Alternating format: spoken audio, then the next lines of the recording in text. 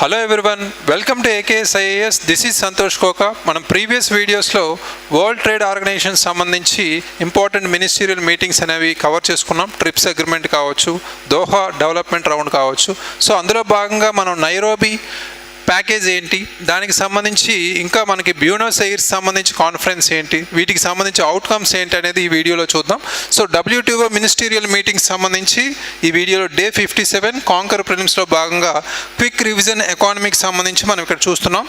So first of all మనకి previous వీడియోలో మనం చూసింది ట్రిప్స్ అగ్రిమెంట్తో పాటు మనం ట్రిమ్స్ కూడా కవర్ చేసాం. సో అక్కడ మనం హోలిస్టిక్గా చూస్తే దోహా డెవలప్మెంట్ రౌండ్ అనేది కూడా మనం చూసాం, రైట్. సో ఎక్స్క్లూజివ్గా మనం అబ్జర్వ్ చేస్తే సో 2001లో ఈ దోహా డెవలప్మెంట్ రౌండ్ అనేది జరిగింది, రైట్, 2001. సో ఇక్కడ దోహా డెవలప్మెంట్ అజెండా ఏంటి? మేజర్గా మనకి డెవలపింగ్ కంట్రీస్ యొక్క ఇంట్రెస్ట్ని ప్రొటెక్ట్ చేయడం, రైట్. వాటికి సంబంధించి ఇక్కడ ప్రొటెక్ట్ చేయడానికి ఫోకస్ చేసింది ఈ Doha development agenda, developing countries యొక్క ఇంట్రెస్ట్ని సేవ్ చేయడానికి, రైట్. సో బట్ ఇక్కడ డెవలప్డ్ కంట్రీస్ ఏవైతే ఉన్నాయో ఆ డెవలప్డ్ కంట్రీస్ USA ఆధ్వర్యంలో పనిచేసాయి. సో మేజర్గా ఆ డెవలప్డ్ కంట్రీస్ ఈ దోహా డెవలప్మెంట్ అజెండా యొక్క ప్రోగ్రెస్ని కిల్ చేసాయి, అంటే వాటిని బ్లాక్ చేసేసాయి, రైట్. దానికి సంబంధించి ఇక్కడ మనం చూస్తే అబ్సల్యూట్గా ఇది మనం అవుట్డేటెడ్గా అయిపోయింది. సో దోహా డెవలప్మెంట్కి సంబంధించి మనం ఏదైతే అజెండా ఉందో అది అవుట్డేటెడ్ అయిపోయింది, రైట్. సో ఆ తర్వాత వచ్చిన 2013 బ్యాలీ ప్యాకేజ్కి సంబంధించి కూడా మనం చూసాం. సో దానికి సంబంధించి కూడా ఈ డెవలపింగ్ కంట్రీస్కి అంత ఇంపాక్ట్ అనేది రాలేదు, రైట్. సో ఫైనల్గా మనకి నైరోబీ మినిస్టీరియల్ మీట్ అనేది 2015లో జరిగింది. ఇందులో పూర్తిగా డెవలప్మెంట్ అంటే దోహా డెవలప్మెంట్ అజెండా ఏదైతే ఉందో దాన్ని మనం ఆపేశారు, డెవలప్డ్ నేషన్స్ అనేవి. అయితే ఇక్కడ డెవలపింగ్ కంట్రీకి సంబంధించి ఇక్కడ కొన్ని స్ట్రాటజీస్ ఏవైతే ఉన్నాయో వాటికి సంబంధించి అంటే ఇక్కడ దోహా డెవలప్మెంట్ అజెండాలో భాగంగా వాళ్ళ యొక్క ఇంట్రెస్ట్ సంబంధించి ఏ విధంగా ఫోకస్ చేశారో ఇక్కడ డెవలపింగ్ నేషన్స్ అంటే ఇండియా కావచ్చు, లేదా చైనా కావచ్చు, లేదా సౌత్ ఆఫ్రికా లాంటి నేషన్స్ ఎక్కువ ఏం డిమాండ్ చేశాయంటే వీళ్ళు ప్రత్యేకించి ఫుడ్ సెక్యూరిటీ కావచ్చు, వాటికి సంబంధించి స్పెషల్ సేఫ్టీ మెకానిజం అని మనం చూసాం, స్పెషల్ స్టాండర్డ్ మెకానిజం కావచ్చు, రైట్. సో ఫుడ్ సెక్యూరిటీ కావచ్చు, వీటికి సంబంధించి కొన్ని ప్రపోజల్స్ కావాలి వాళ్ళకి, రైట్. వాళ్ళకి సంబంధించి కొన్ని మనకి అవుట్కమ్స్ అనేవి కావాలి, వాటి మీద ప్రపోజల్స్ అయితే డెవలపింగ్ నేషన్స్ నుంచి డిమాండ్ చేశారు, రైట్. దానికి సంబంధించి US అయితే ఈ ప్రపోజల్స్ను కూడా అపోజ్ చేయడం జరిగింది, రైట్. ఫైనల్గా అవుట్కమ్స్ ఏ విధంగా ముందుకెళ్ళాయి అంటే ఈ మీటింగ్లో ముఖ్యంగా ఎటువంటి అవుట్కమ్స్ మనకి ముందుకు వెళ్ళలేదు, అంటే ఈ నెగోషియేషన్స్ అనేవి కంటిన్యూ అవుతూ ఉన్నాయి కానీ ఎటువంటి అవుట్కమ్స్ మేజర్గా మనకి ఫైనల్ కాలేదు. ఫర్ ఎగ్జాంపుల్ ఇక్కడ మనకి నైరోబీ మినిస్ట్రియల్ మీటింగ్ సంబంధించి మనం చూస్తే ఇండియా లాంటి కంట్రీస్ సంబంధించి మనం చూస్తే ఫుడ్ సెక్యూరిటీ లేదా మనం ఇక్కడ ఫుడ్ సెక్యూరిటీ సంబంధించి మనం ఏం చెప్పుకున్నాం ఇక్కడ ముఖ్యంగా ఫుడ్ సెక్యూరిటీ సంబంధించి ఇక్కడ పబ్లిక్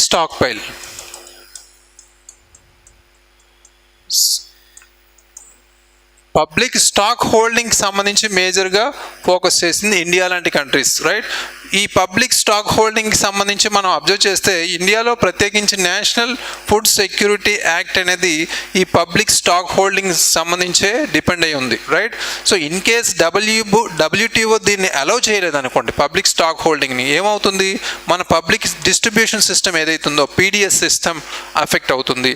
సో అందుకనే ఇండియా లాంటి కంట్రీస్ ఎక్కువగా సఫర్ అయ్యే అవకాశం ఉంది. ఈ ఫుడ్ సెక్యూరిటీ రిలేటెడ్గా మనకున్న ఈ పబ్లిక్ స్టాక్ హోల్డింగ్ అనేది కంపల్సరీ ప్రొవైడ్ చేయాల్సిన అవసరం అయితే ఉంది. సో దానికి సంబంధించే ఇక్కడ ఫోకస్ అంతా, రైట్. అయితే ఈ అవుట్కమ్స్ ఏమున్నాయి, నైరోబీ అవుట్కమ్స్ హైలైట్స్ ఏంటో చూస్తే ఇక్కడ ముఖ్యంగా డెసిషన్స్ అనేవి మనం సపరేట్గా చూద్దాం. ఒక్కొక్క ఆస్పెక్ట్ చూస్తే ఎక్స్పోర్ట్ సబ్సిడీస్ అనేది మనం అర్థం చేసుకోవాలి. ఎక్స్పోర్ట్ సబ్సిడీస్ సంబంధించి డెవలప్డ్ కంట్రీస్ అయితే ఇమీడియట్గా దీన్ని ఎలిమినేట్ చేయాలని చెప్పింది, రైట్. సో ఎక్స్పోర్ట్ సబ్సిడీస్ ఏవైతే ఇస్తున్నారో డెవలప్డ్ నేషన్స్ ఇమీడియట్గా వాటిని ఎలిమినేట్ చేయాలి. ఈ నైరోబీ కాన్ఫరెన్స్ ఎప్పుడైంది? 2015, రైట్.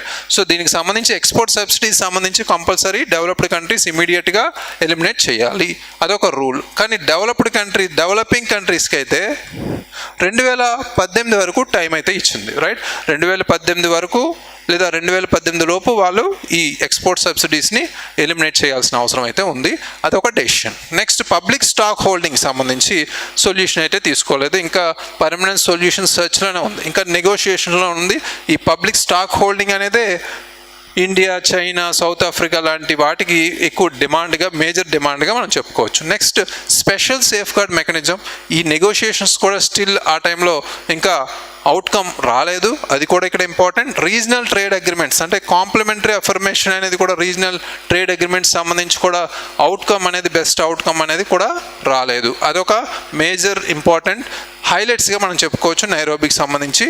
అయితే ఇక్కడ ఓన్లీ ఎక్స్పోర్ట్ సబ్సిడీస్కి మాత్రమే మనకి మినిమల్గా ఎలిమినేషన్ అనేది, కమిట్మెంట్ అనేది ఇచ్చారు. బట్ కొన్ని మార్కెట్ కావచ్చు, కొన్ని ట్రేడ్ రిలేటెడ్గా కొన్ని ఫెసిలిటీస్ అయితే కల్పించడం జరిగింది. సో ఇక్కడ మనం ముఖ్యంగా ఫోకస్ చేయాల్సింది నెక్స్ట్ ఇంపార్టెంట్ మినిస్టీరియల్ కాన్ఫరెన్స్. అది ఎక్కడ జరిగింది? Buenos heirs. 2017లో జరిగిన ఈ పర్టికులర్ కాన్ఫరెన్స్లో ఏం జరిగాయి, ఏం అవుట్కమ్స్ అనేది కూడా మనం అర్థం చేసుకోవాలి. ముఖ్యంగా ఇక్కడ ఫోకస్ ఏరియాస్ ఏంటి అంటే ప్రధానంగా ఇక్కడ ఫుడ్ సెక్యూరిటీ రిలేటెడ్గా ఫోకస్ చేశారు, right, developing nations.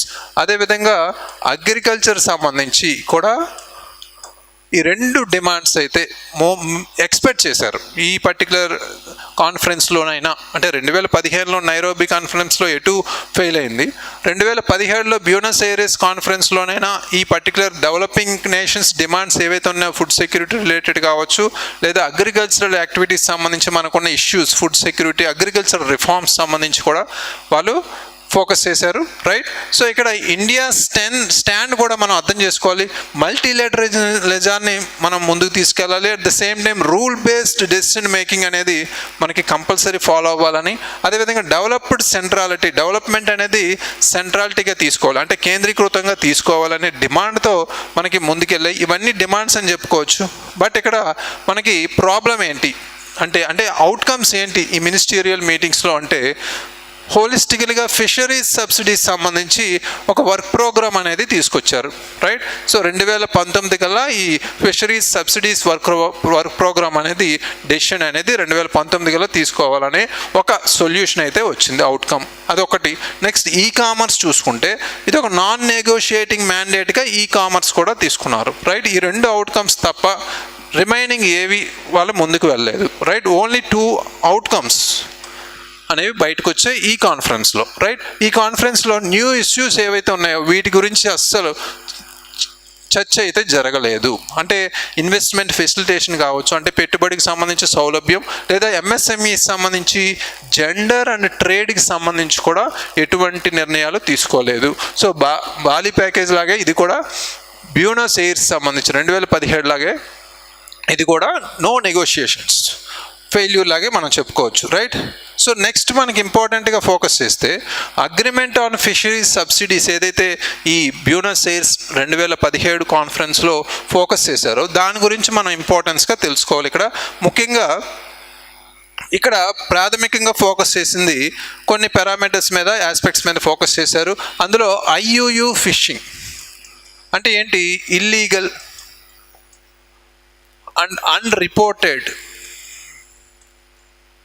And unregulated, right. ఎప్పుడైతే ఈ ఫిషింగ్ యాక్టివిటీస్ అనేది ఇల్లీగల్గా ఉంటాయో, అన్రిపోర్టెడ్గా ఉంటాయో, లేదా అన్రెగ్యులేటెడ్గా ఉంటాయో ఆ యాక్టివిటీస్ అనేవి, అప్పుడు ఆటోమేటిక్గా ప్రొహిబిషన్ అనేది ఆ పర్టికులర్ ఫిషింగ్ ఎవరైతే ఏ నేషన్ అయినా కంపల్సరీ ఆ సబ్సిడీస్ అనేది ప్రొహిబిట్ చేస్తారు, రైట్. సో ఇల్లీగల్ అయినా, అన్రిపోర్టెడ్ అయినా, అన్రెగ్యులేటెడ్ అయినా ఫిషింగ్ యాక్టివిటీస్ సంబంధించి ఇది ఒక important parameter. Next over fish stocks prohibition అంటే ఓవర్ ఫిషింగ్ చేసిన అంటే కొన్ని పర్టికులర్ ఏరియాలో సస్టైనబుల్ కూడా మనం ముందుకు ఫాలో చేయాలి. సో ఒక పర్టికులర్ ఏరియాలో ఎంత ఫిషింగ్ చేయాలో అంతే లిమిట్లో ఫిషింగ్ చేయాల్సిన అవసరం అయితే ఉంది. సో దాన్ని మించి అంటే ఓవర్ ఫిష్ ఎప్పుడైతే చేశారో దానికి సంబంధించి కూడా సబ్సిడీస్ అనేవి ప్రొహిబిట్ చేసే అవకాశం ఉంది without rebuilding efforts, right. So అదేవిధంగా high seas subsidies ban. High seas subsidies అంటే ఏంటి? పర్టికులర్గా ఒక నేషనల్ మారిటైమ్ టెరిటరీ ఏదైతే ఉందో ఆ బోర్డర్స్ని క్రాస్ చేసి ఎప్పుడైనా వీళ్ళు ఫిషింగ్ చేస్తే ఆటోమేటిక్గా ఇక్కడ సబ్సిడీస్ అనేవి బ్యాన్ అయిపోతాయి, right? Out side jurisdiction and national jurisdiction అంటాం, అంటే జాతీయ పరిధి, రైట్? సో ఇవి హై సీజ్ సబ్సిడీస్ బ్యాన్ అని చెప్తాం, రైట్? అదేవిధంగా డెవలపింగ్ కంట్రీస్కి ఒక ఫెసిలిటీస్ అయితే ప్రొవైడ్ చేసింది ఇక్కడ సస్టైనబుల్కి సంబంధించి మనం మాట్లాడుకుంటే ఇక్కడ 2 year ట్రాన్సిషన్ ఫర్ కాంప్లియన్స్, అంటే 2 years ట్రాన్సిషన్ పీరియడ్ అయితే ఇచ్చింది. అంటే ఈ అగ్రిమెంట్లో ఫిషరీస్ సబ్సిడీస్ సంబంధించి ఎటువంటి ఇల్లీగల్ కానీ అన్రిపోర్టెడ్ ఐఈయూ ఫిషింగ్ లాంటివి ఎవరైనా చేసినా వాళ్ళకి ఒక 2 years ట్రాన్సిషన్ పీరియడ్ అయితే డెవలపింగ్ నేషన్స్కి ప్రొవైడ్ చేశారు. అవి 2 years లోపు కంప్లీట్ చేయాలి. Next, subsidies allowed if not supporting IUU or over fishing, అంటే పర్మిటెడ్ సబ్సిడీస్ ఏవైతే ఉన్నాయో, అంటే ఫర్ ఎగ్జాంపుల్ ఈ ఐఈయూ యాక్టివిటీస్ కానీ ఏరియాస్, ఫర్ ఎగ్జాంపుల్ ఇండియాకి సంబంధించి ఓ ఫిషింగ్ బోట్ అనేది ఒక సస్టైనబుల్ ఏరియా ప్లేస్లో, అంటే నేషనల్ జ్యూరిస్డిక్షన్ ప్లేస్లోనే, మరైన్ టెరిటరీలోనే, నేషనల్ ఇండియన్ టెరిటరీలోనే ఫిషింగ్ చేస్తుంది, right? For example, right, fishing చేస్తున్నారు సస్టైనబుల్ ఏరియాలోనే, సస్టైనబుల్ లిమిట్లోనే, బట్ అలాంటి వాటికి సబ్సిడీస్ అనేవి ఇస్తారు, రైట్? ఇల్లీగల్ కానీ, అన్రెగ్యులేటెడ్ కానీ, రిపోర్టెడ్ కానీ సందర్భాల్లో మాత్రం సబ్సిడీస్ అనేవి ప్రొహిబిట్ చేయబడతాయి. అది మనం గమనించాలి ఈ అగ్రిమెంట్కి సంబంధించి. సో అయితే next important, trade policy measures comparison. ఈ పర్టికులర్ ట్రేడ్ పాలసీ మెజర్స్లో మనకి 3 విభాగాలు అయితే ఉంటాయి. సో అందులో మనకి ప్రాథమికంగా చూసుకుంటే మూడు విభాగాల్లో మనం ఫోకస్ చేస్తే ఇక్కడ ట్రేడ్ పాలసీ మెజర్స్ అనేది టోటల్గా ఫస్ట్ ఆఫ్ ఆల్ మనం చెప్పొచ్చు, అంటే ట్రేడ్ పాలసీ మెజర్స్ కంపారిజన్ చూసుకుంటే, కంపారిటేటివ్గా చూసామనుకోండి ఇక్కడ, సో క్లియర్ కట్గా మీకు అర్థమవుతుంది. సో 3 విభాగాల్లో రూల్స్ ఆఫ్ ఒరిజిన్ ఒకటి, టెక్నికల్ బ్యారియర్స్ టు ట్రేడ్ ఒకటి, అదేవిధంగా sanitary and phyto sanitary measures, right?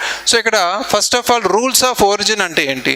ఒక పర్టికులర్ ప్రోడక్ట్ ఏదైతే ఉందో ఆ ప్రోడక్ట్ యొక్క ఒరిజిన్, అంటే సోర్స్ ఎక్కడ, అంటే నేషనల్ ఐడెంటిటీ ఏంటి అనేది ఈ రూల్స్ ద్వారా మనం తెలుసుకోవచ్చు, right? National source criteria, right? So అదొక ఇంపార్టెంట్. అయితే ఇందులో పర్పస్ ఏంటి, ఇది ఎందుకు చేస్తారు అంటే రూల్స్ ఆఫ్ ఒరిజిన్ అనేది ఎందుకు ఉంటాయంటే పర్పస్ ఇంప్లిమెంట్ ట్రేడ్ పాలసీస్, అంటే ట్రేడ్ సంబంధించిన బెనిఫిట్స్ ఆ పర్టికులర్ కంట్రీనే తీసుకోవాలి, ఇల్లీగల్గా వేరే కంట్రీ తీసుకోవడం. ఫర్ ఎగ్జాంపుల్ ఇక్కడ మనం ఫోకస్ చేస్తే ట్రేడ్ ప్రిఫరెన్సెస్ కావచ్చు, కోటాస్ కావచ్చు, లేదా డ్యూటీ ఫ్రీ యాక్సెస్ కావచ్చు, ఇవన్నీ ఎవరైతే సోర్స్ ఆఫ్ ఒరిజిన్, ఎక్కడైతే ఆ ప్రోడక్ట్ ఒరిజిన్ ఉందో ఆ పర్టికులర్ కంట్రీనే బెనిఫిట్ పొందాలి, యాక్సెసిబుల్గా ఉండాలి, రైట్?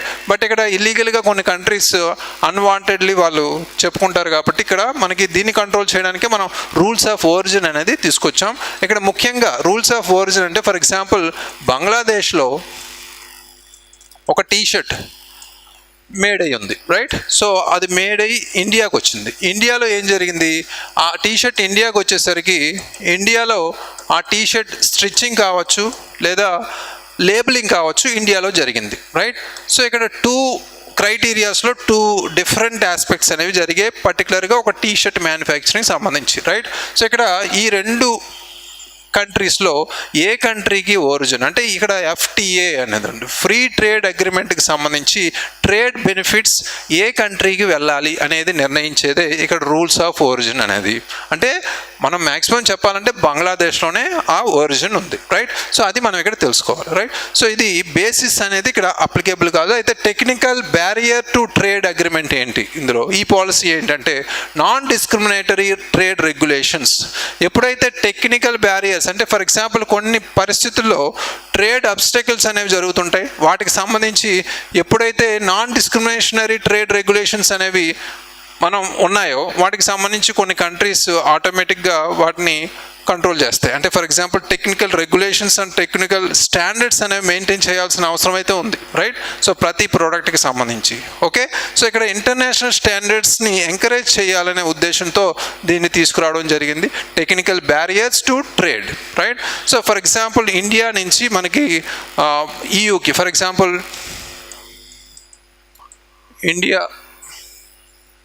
ఇండియాకి సంబంధించి మనకి వేరే కంట్రీస్కి, మనకి ముఖ్యంగా యుఎస్కి అందాం, పర్టికులర్గా ఇక్కడ యూరోపియన్ యూనియన్కి కంట్రీస్కి మనకి జనరల్గా మ్యాంగోస్ అనేవి ఎక్స్పోర్ట్ అవుతుంటాయి, రైట్?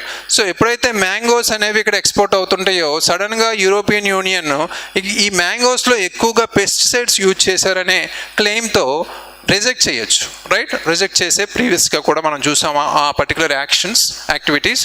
సో ఇక్కడ రిజెక్షన్ అనేది చేసాం. European union India's mangoes pesticides ఉన్నాయని రిజెక్ట్ చేయడం జరిగింది. బట్ ఇక్కడ వితౌట్ సైంటిఫిక్ ప్రూఫ్, ఇక్కడ సైంటిఫిక్ ప్రూఫ్ అనేది ఉండాలి, రైట్? సో ఇక్కడ ప్రూఫ్ లేకుండా చేస్తే కంపల్సరీ అది WTO నార్మ్స్ ఏవైతే ఉన్నాయో, అంటే ఇక్కడ technical barriers to trade norms ఏవైతే ఉన్నాయో వాటిని మనం అలౌ చేసినట్టు, రైట్? సో యూరోపియన్ యూనియన్కి ఇక్కడ కంపల్సరీ ట్రేడ్ బ్యారియర్గా మనకి ఉన్నట్టే, రైట్? సో ఈ టెక్నికల్ స్టాండర్డ్స్ అనేవి అంటే సైంటిఫిక్ బేస్ అనేది కంపల్సరీ మనం చూపించాలి, రైట్? సో అదేవిధంగా sanitary and phytosanitary measures, ఇది ప్రత్యేకంగా food safety and health regulations సంబంధించి, సేఫ్టీకి ఎన్విరాన్మెంట్కి సంబంధించినవి ఇవి. సో ఇక్కడ హెల్త్ని అదేవిధంగా కొన్ని స్టాండర్డ్స్ని, హెల్త్ని ప్రొటెక్ట్ చేయడానికి కొన్ని స్టాండర్డ్స్ని సెట్ చేయడానికి దీన్ని తీసుకురావడం జరిగింది. అదే purpose food safety, animal or plant హెల్త్కి సంబంధించి ఇది అప్లికేబుల్ అవుతుంది, రైట్? ఫర్ ఎగ్జాంపుల్ మనం రీసెంట్గా చూసాం, ఇండియా అనేది కొన్ని కంట్రీస్ నుంచి ప్రత్యేకించి బర్డ్ ఫ్లూ కండిషన్స్లో మనం ఇండియాకి ఈ బర్డ్ ఫ్లూ కండిషన్లో మనం పౌల్ట్రీ అనేది ఇంపోర్ట్స్ అనేది బ్యాన్ చేసాం, రైట్? సో ఇటువంటి తరుణంలో కంపల్సరీ ఈ సైంటిఫిక్ అనాలిసిస్ అనేది చేయాల్సిన అవసరం అయితే ఉంది. అంటే regulations based on science, right? So ఇక్కడ ఏదైతే ఉందో అంటే ఇండియా ఎందుకు బ్యాన్ చేసింది, ఇక్కడ బర్డ్ ఫ్లూ కండిషన్స్లో టైంలో కంపల్సరీ ఈ పర్టికులర్ బ్యాన్ అనేది జరిగింది. బర్డ్ ఫ్లూ కండిషన్స్లో సిచ్యువేషన్స్లో ఇండియా అనేది పౌల్ట్రీ బ్యాన్ చేసింది. బట్ ఇక్కడ ఈ రెగ్యులేషన్స్ అనేవి కంపల్సరీ సైన్స్ బేస్డ్గా ఉండాలి. అంటే ఆ టైంలో అది నిర్ణయించిందా లేదా ఇండియాకి సంబంధించి వరల్డ్ ట్రేడ్ WTO నుంచి కంపల్సరీ యాక్సెప్టెన్స్ వచ్చిన తర్వాతే ఈ కంపల్సరీ ఈ బ్యాన్ అనేది జరగాలి, రైట్? ఇటువంటివి మనకి ఆల్మోస్ట్ 3 రెగ్యులేషన్స్ మనం కంపల్సరీ ఫోకస్ చేయాలి ఎగ్జామినేషన్ పర్పస్గా. ట్రేడ్ పాలసీ మెజర్స్ అనేవి ఇక్కడ చాలా ఇంపార్టెంట్. మనకు కనిపించేవి జనరల్గా ట్రిప్స్ అగ్రిమెంట్ అని మనం WTOకి సంబంధించి మనం చూసాం, మినిస్టీరియల్ కాన్ఫరెన్స్ దోహా కావచ్చు మేజర్గా కనిపిస్తాయి. బట్ ఇన్ బిట్వీన్ మనకున్న గ్రీన్ బాక్స్ లాంటివి, అదేవిధంగా మనకి కొన్ని ట్రేడ్ డిస్టార్షన్స్ కండిషన్స్లో ఉన్న యాంబర్ బాక్స్ కావచ్చు, గ్రీన్ బాక్స్, బ్లూ బాక్స్ కావచ్చు, సో డొమెస్టిక్ స్టాండర్డ్స్ కావచ్చు, వాటితో పాటు ఈ ట్రేడ్ పాలసీ మెజర్స్లో 3 important rules of origin, technical barriers to trade and sanitary and phytosanitary measures, ఇలాంటివి ఎగ్జామినేషన్లో కంపల్సరీ అడిగే అవకాశం ఉంది. సో మేజర్ పార్ట్స్లో మనకి ఈ సబ్ టాపిక్స్ అనేవి చాలా ఇంపార్టెంట్, రైట్? సో నెక్స్ట్ మనకి ఇంపార్టెంట్గా చూస్తే ఇప్పుడు మనకున్న WTO మినిస్టీరియల్ కాన్ఫరెన్స్ హోలిస్టిక్గా మనం ఇప్పుడు చూసిన అన్నీ ఒక్కసారి రివ్యూ చేసుకుంటే ప్రధానంగా మనకి ఇక్కడ ఒక్కసారి క్విక్ రివిజన్ చేసుకుంటే నైరోబి 2015 కాన్ఫరెన్స్లో ఏం జరిగింది, దోహా అజెండా అబాండన్ అయింది, అంటే దాన్ని ఇంకా ఆపేశారు. ఫుడ్ సెక్యూరిటీ టాక్స్ అనేవి కూడా అక్కడ ఆగిపోయాయి. సో బ్యూనస్ ఎయిర్స్ 2017కి సంబంధించి చూసుకుంటే ఎటువంటి అగ్రిమెంటు డిక్లరేషన్ కూడా జరగలేదు. అయితే 2015-17 కాన్ఫరెన్సెస్ అనేవి ఫెయిల్ అన్నట్టు, రైట్? నెక్స్ట్ ఇందులో ఒక 2017 కాన్ఫరెన్స్లో ఒక అవుట్కమ్ ఏంటంటే fisheries, right? Fisheries on subsidies సంబంధించి బ్యాన్ అయితే IUU ఇల్లీగల్ అన్రిపోర్టెడ్ అన్రెగ్యులేటెడ్ సంబంధించి ఫిషింగ్కి బ్యాన్ అనేది, సబ్సిడీస్ బ్యాన్ అనేది నిర్వర్తిస్తారు, ఓవర్ ఫిషింగ్ సంబంధించి కూడా, రైట్? సో నెక్స్ట్ మనకి SPS రూల్స్ ఆఫ్ ఒరిజిన్ అనేది ఈ 3 different types of measures, trade policy measures అనేవి చెప్పుకున్నాం. సో అవి కూడా ఇంపార్టెంట్. ఈ ప్రొడక్ట్స్ నేషనాలిటీ ఏంటి అనేది డిసైడ్ చేసే ఫ్యాక్టర్నే మనం రూల్స్ ఆఫ్ ఒరిజిన్గా చెప్తాం. నెక్స్ట్ TBT అంటే టెక్నికల్ బ్యారియర్స్ టు ట్రేడ్, అంటే ఇక్కడ స్టాండర్డ్స్ అనేవి కంపల్సరీ ట్రేడ్ అన్ఫేర్గా బ్లాక్ చేసే కండిషన్లో ఉండకూడదు, రైట్? సో అది కూడా కొన్ని స్టాండర్డ్స్ మెయింటైన్ చేయాలి, సైంటిఫిక్ ప్రూఫ్స్ ఉండాలి, right? Next SPS sanitary and photo sanitary standards ఏవైతే ఉన్నాయో, ఫుడ్స్, ప్లాంట్, యానిమల్ సేఫ్టీ అనేది కంపల్సరీ బేస్ అయ్యి అది సైన్స్ బేస్డ్గా ప్రూవ్ అయితేనే మనం ఈ ట్రేడ్ రిలేటెడ్ బ్యారియర్స్ అనేవి తీసుకోవాలనేది కూడా ఇక్కడ చెప్పడం జరిగింది. సో ఇవి మనకి WTO మినిస్టీరియల్ కాన్ఫరెన్సెస్, వీటికి సంబంధించి హోలిస్టిక్గా మనం ప్రీవియస్ క్లాస్లో కూడా చూసాం, ఈ క్లాస్లో కూడా కంప్లీట్గా చేసాం, రైట్? సో ఇవి ఎకానమీకి సంబంధించిన డిఫరెంట్ కాన్సెప్ట్స్ అన్నీ మనం ఈ వీడియోతో మనం కంప్లీట్ చేసుకున్నట్టే ఇంకొక వీడియో వీటికి సంబంధించి MCQs ఉంది, అదే మనకి ఎకానమీకి సంబంధించి last video. Thank you very much. Please revise it. All the best.